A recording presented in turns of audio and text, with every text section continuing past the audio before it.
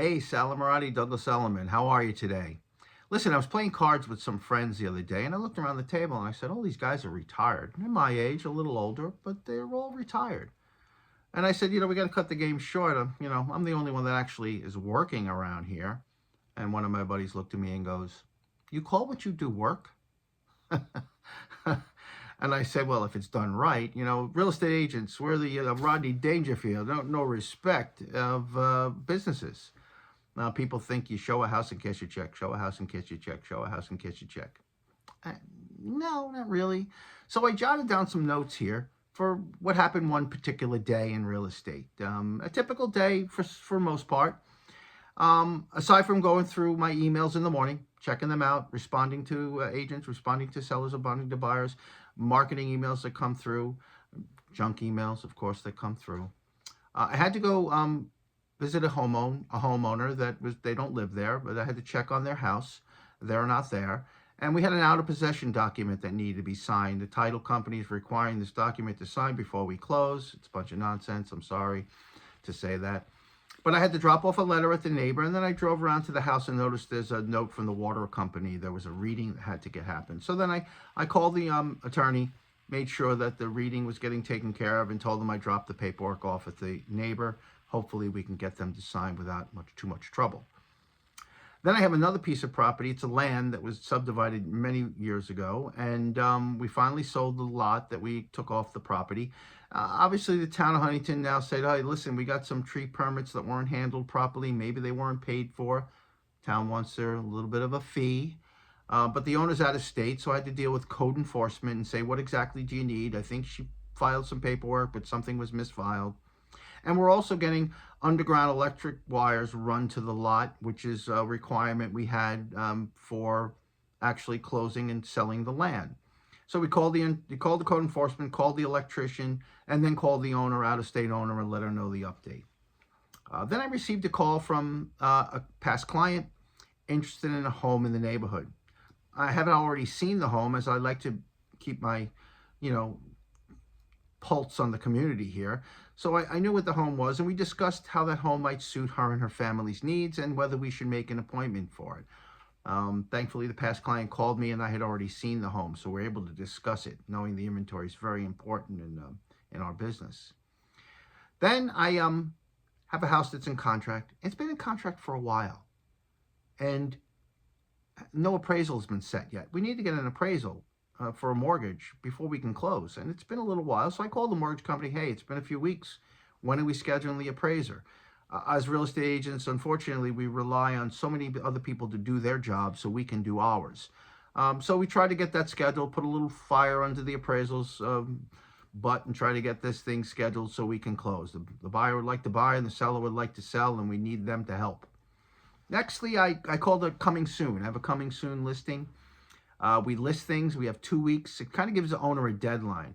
From listing, we can start marketing. We can start talking about the property, put a sign on the lawn, social medias, in the office. We can't show it, but it kind of gives the owners a deadline. Hey, listen, clean the place out, get it staged, get it ready so I can order photography. And those homeowners were moving pretty good, and I was able to schedule the photography for 3 more days later, and they were fine with that. So that was good. I also have a buyer that has offers on a couple of properties. So now I had to call up the listing agents there and confirm that they've received the offer, ask them how they're handling offers. Is there a highest and best there a Tuesday? How is my offer seem to the owner? Are we close? Are our terms okay? And try to get some information from the listing agents about that. And then go back to our buyer and discuss what we've heard and maybe figure out what house do you really want, which one should we really, try for. Making multiple offers is not uncommon on different properties for buyers these days who could lose a lot of homes. Then I emailed from my shopping carts. I'm looking at my list here. A shopping cart for me is each buyer has a different shopping cart list of homes that they either were interested in. I told them they should be interested in from what I know, and where the status of those. Some of those are now pending. They're no longer available. Some of them are new and I've added them, so they'll get an email and I'll say, hey, A, B, and C, this street, that street, this is no longer available. I've added these two. What do you think? When are you available to show? So the other thing is that I have open house that weekend, and I have a homeowner. We've had the open house, and buyers show up with their agents, buyers show up without their agents, and buyers show up unrepresented. So now I've got to call for feedback on each of those, buyers, agents, and such, and gauge their level of interest, and then report back to my homeowner. This is how many people we had. I've called them back. We've gotten this kind of feedback, and we have a possibility with one or two of them that they may make an offer. Um, Lastly, one of the things that take up most of the time, or quite a lot of time for us, is that during the week we'll have a buyer that would like to see 3 to 4 homes. And the 3 to 4 homes are not generally next door to each other. They have different agents.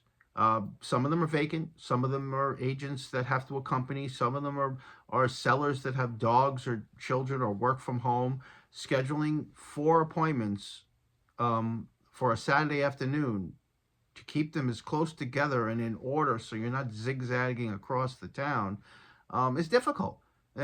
People have to call you back. I don't know if you can schedule it. This time is not good. To try to schedule 4 of them, maybe you get 3 of them done, and one has put on hold for whatever reason. This is something a homeowner really with a full-time job could never do themselves.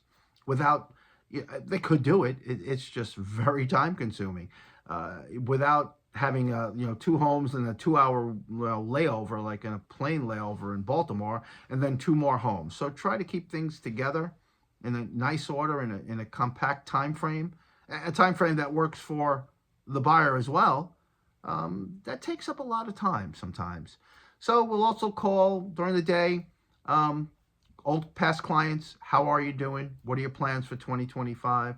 We have mailings out that we have to respond to. We do CMA reports, which are market analysis. I like to call them equity evaluations for past clients and possibly future clients.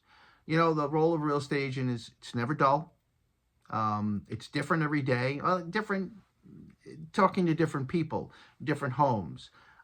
We do the same kind of things constantly, but it's always interesting, always new, always exciting. I happen to love it, and that's part of the game. That's what real estate agents do. We don't just show a house and cash a check. I don't think I've ever done that. Salam Maradi, Douglas Elliman, over and out.